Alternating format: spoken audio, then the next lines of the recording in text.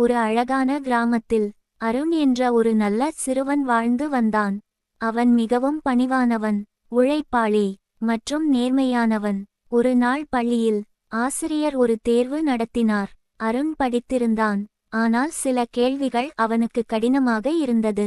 தேர்வு எழுதும்போது அவனுடைய நண்பன் மெதுவாக சொன்னான், "அருண், என் பதிலை பார்த்து எழுது."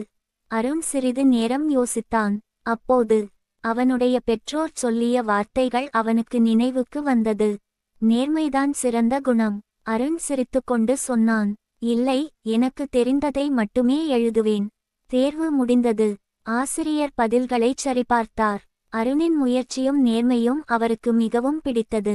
ஆசிரியர் சொன்னார், "மதிப்பெண்களை விட நேர்மைதான் முக்கியம்." அருண் மிகவும் மகிழ்ந்தான். அன்று முதல் அவன் நேர்மையாக இருப்பதே உண்மையான வெற்றி என்பதை உணர்ந்தான். மோரல்: நேர்மை நம்மை நல்ல மனிதர்களாக மாற்றும்.